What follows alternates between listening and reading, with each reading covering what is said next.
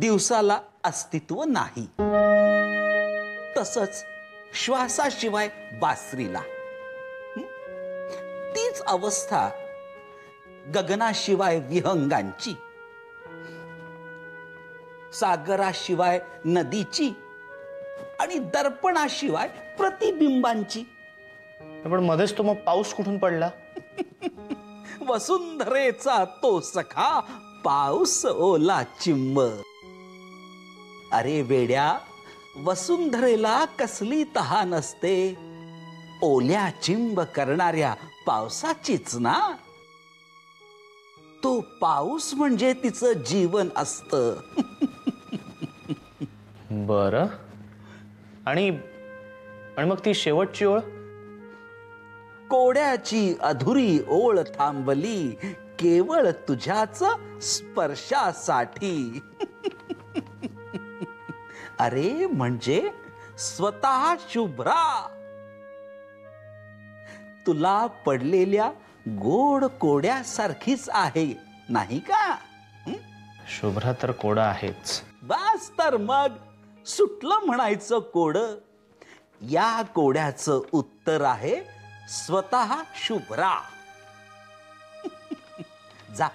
जाऊन शोध तिला. पण आजोबा, पहिल्या 4 ओळी आणि नंतरच्या 4 ओळी या आदिनाथा, ओळींमध्ये अडकू नकोस. ओळींच्या मधलं वाचायला शिक. त्यातच सार दडलंय रे प्रत्येक नात्याचं. जा, शुभ्राकडे जा.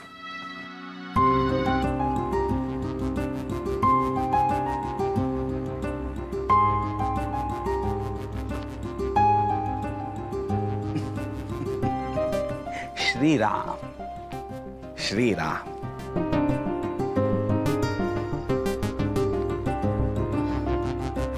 शुभ्रा,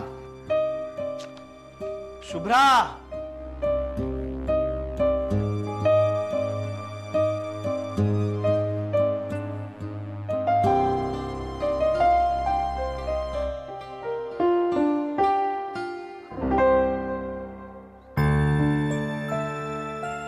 गाववाली, आप तो कमाल हो.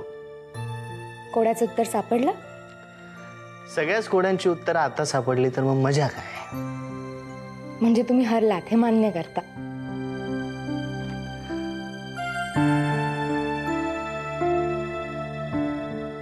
जिंकूनही जिंकलो नसतो तितकं हरून जिंकलोय मी तुझ्या बरोबर. आता हे कुठलं नवीन कोडं? कोडं मी कुठे घालतोय? कोडं तर तू घातलंयस मला. आणि ह्या कोड्याचं उत्तर मला कधी सापडूच नाही असं वाटतं. आयुष्यभर मी त्याचा शोध घेत राहावा आणि आयुष्याच्या शेवटी सुद्धा मला ह्याचं उत्तर मिळू नये. मग मला त्यासाठी पुन्हा जन्म घ्यावा लागावा, पुन्हा त्या कोड्यात हरवून जाण्यासाठी. तुम्ही पण ना एकदा बोलायला लागलात की काही नाही. हे घ्या. आणखी एक कोडं. तुम्हीच उघडून बघा.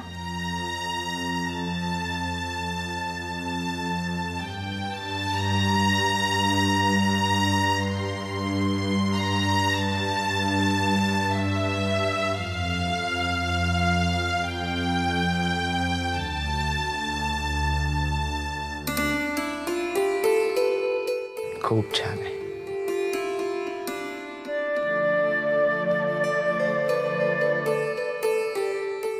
लव यू लॉट.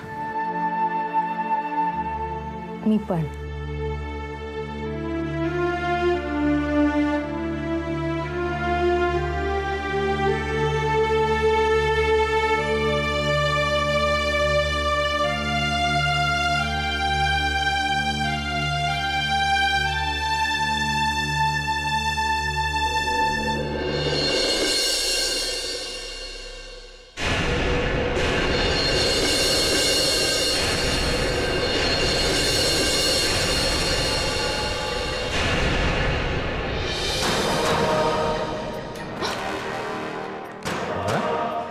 चला.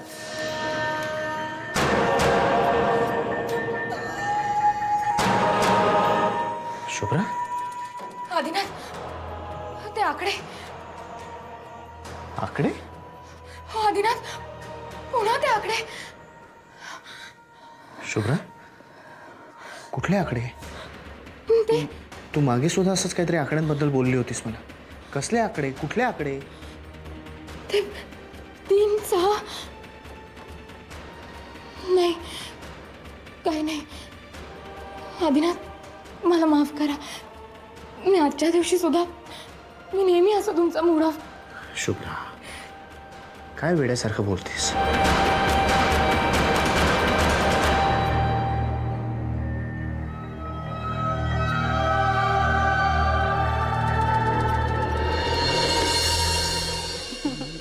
चकित चंदू सारखा घरभर फिरत होता दादा. जाम स्मार्ट समजतो ना स्वतःला. शुभ्राने चांगला नक्षा उतरवला त्याचा. बरं हे चांगलं आहे एक्सप्रेशन. चकित चंदू. पण मला मुळात सांग, हे शुभ्राला हे कोडी रचण्याचं वगैरे कसं काय सुचलं ग? हुशार आहे मुलगी. वा बाबा वा. काय झालं? काय हे तुम्हाला 1 वर्षाने कळते. 1 वर्ष? Don't tell me. Oh my goodness, 1 वर्ष झालं? बापरे. बघा ना, किती भुरकन उडून गेलं ना 1 वर्ष. Yes yes yes. आणि जाताना असे काही ओरखडे देऊन गेलं ना. या आनंदाच्या दिवशी ओरखड्यांची आठवण कशाला काढतेस ग? सॉरी. या असे दिवस असतात ना, ते ओरखड्यांवरती मलम लावण्यासाठी असतात. कळलं? येस, एक आयडिया आहे. काय? आज रात्री आपण सगळेजण जेवायला बाहेर जाऊया. येस. हॅलो, थांबा जरा. का का का? आईने ऑलरेडी प्लॅन केलेला आहे. बाहेर जायचा? शक्य आहे का ते? अर्ध अधिक जेवण तयार झालेलं आहे. त्यामुळे तुम्ही जाल उत्साहाने तिला हे सांगायला आणि मग नेहमीचा डायलॉग ती मारेल. Yes yes. माहितीये ना कुठला? Yes yes. एवढं सगळं जेवण केलंय ते कुणाच्या डोक्यावर थापू? थँक गॉड तू मला सांगितलंस, नाही तर माझं आज काही खरं नव्हतं, पाणीपत झालं असतं माझं. तरीही हरकत नाही, आपण आज रात्री आईस्क्रीम खायला जाऊ.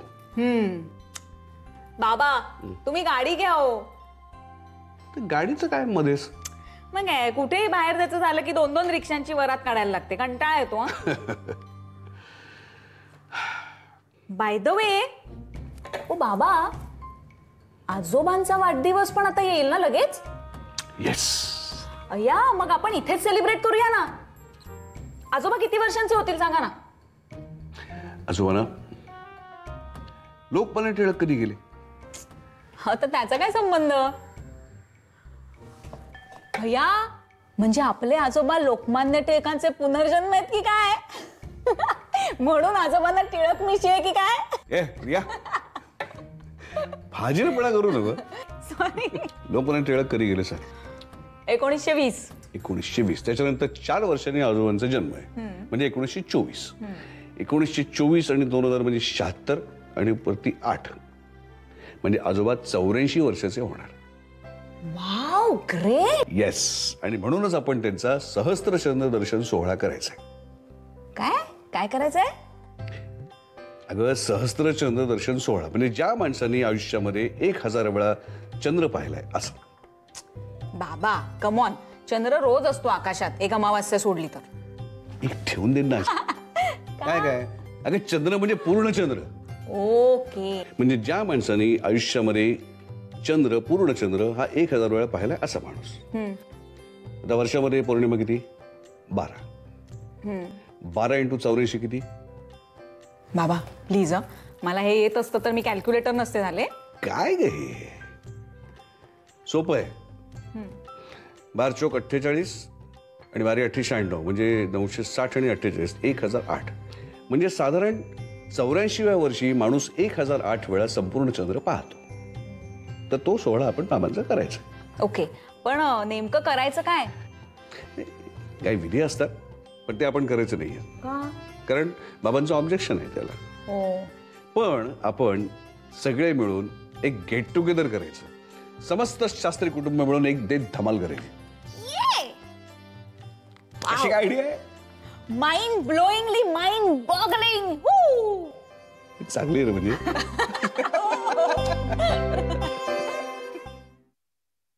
बोला. Congratulations my boy. लग्न नावाच्या संस्थेत 1 वर्ष सक्सेसफुली कंप्लीट केल्याबद्दल बहुत बहुत बधाई. थँक्यू. अरे एका वर्षात माझ्या काही मित्रांच्या डोक्याचा चंद्र होताना पाहिलाय मी. आणि चंद्रावर नवीन खड्डे तयार व्हावेत ना, त्याप्रमाणे डोळ्याखाली डार्क सर्कल्स होताना पण पाहिलेत. त्यातले काही बिचारे हसणं विसरून गेले रे एका वर्षात. आणि कपाळावरच्या आठ्यांचा परमनंट टॅटू झालाय. But you man, you are still happy, rosy and smiling. Come on.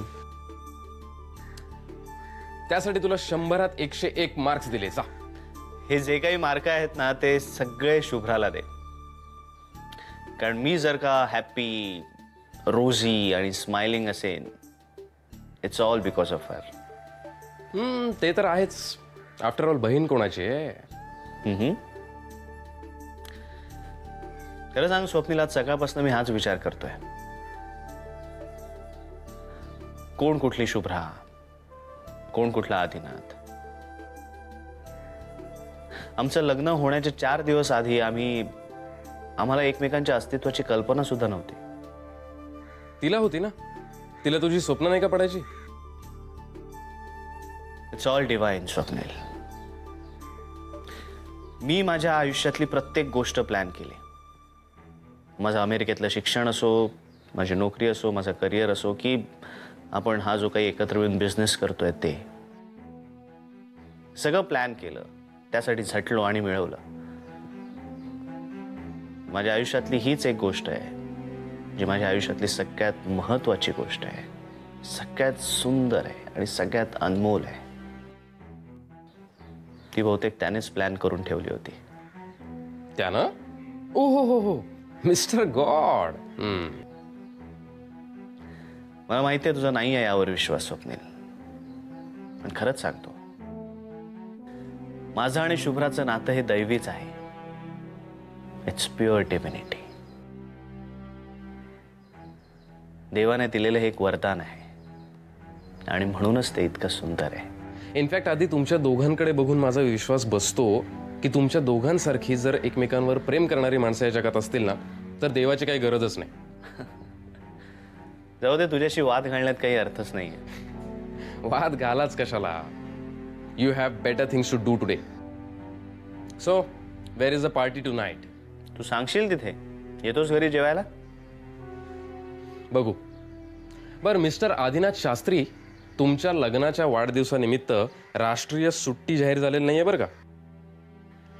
आपल्याला जायचंय क्लायंटकडे. हो हो, पोचतोच मी. चल बाय. बाय.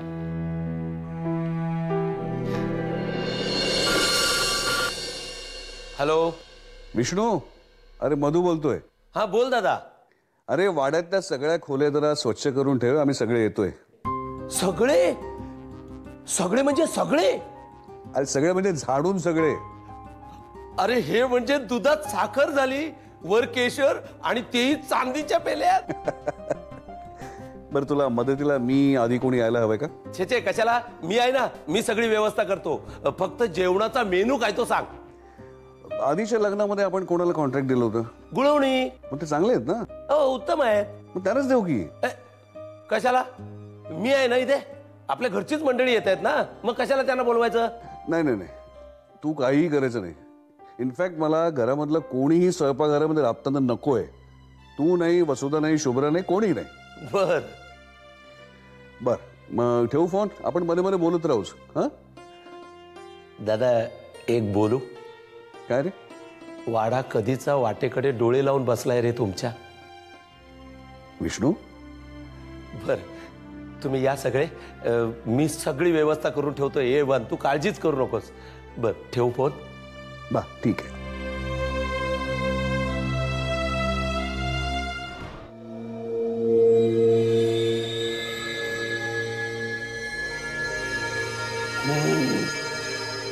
बघतीस काय, तुझ्यामुळे हे हाल भोगतोया.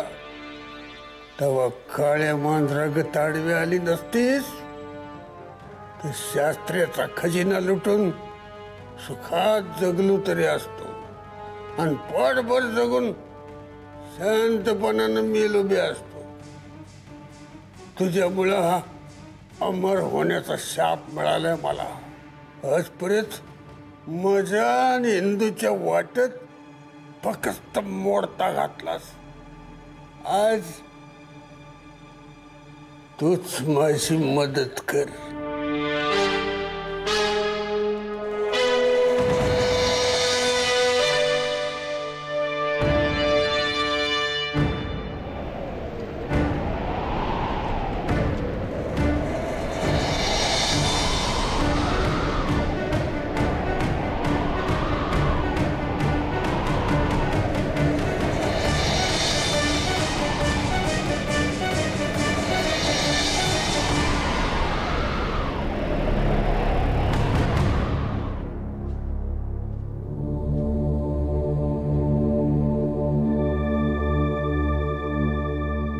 शुभ्रा,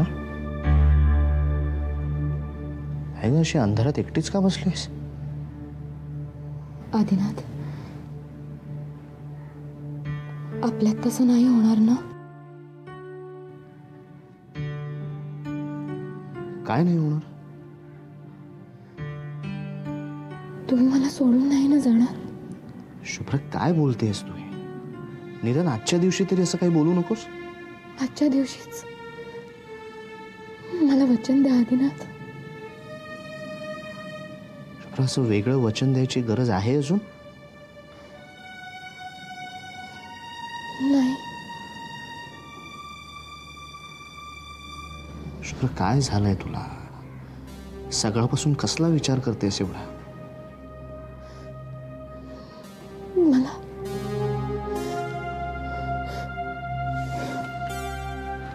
शुभ्रा, आदिनाथ, मला प्लीज सोडून नका जाऊ. शुभ्रा, मी का सोडून जाईन ग तुला?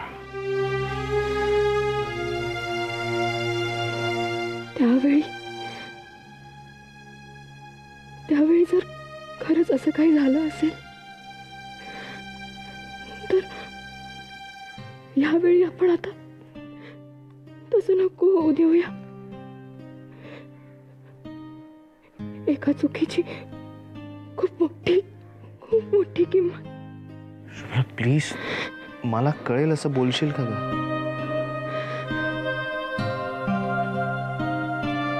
नाही, काही नाही.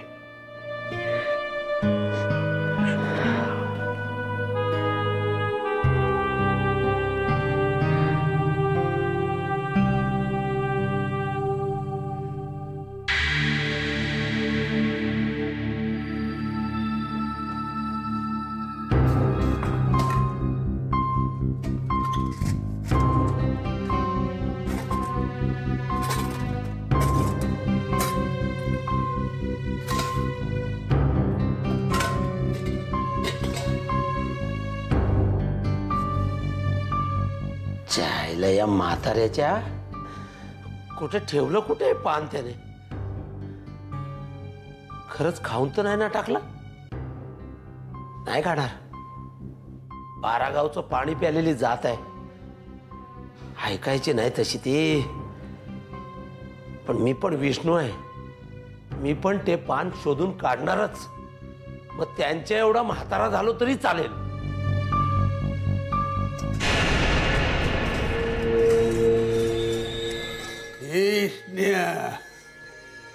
बाप म्हातारा असतो रे, पण तो आपला बाप असतो. त्या बापानं लेंग्याची नाडी बांधायला तुला शिकवलं, ती तरी बांधता येते का? म्हणजे का मी पायानं मारलेल्या गाठी तू कसं काय सोडवणार? हिच्या मायला माझी जडती घेतय. घे घे जडती घे.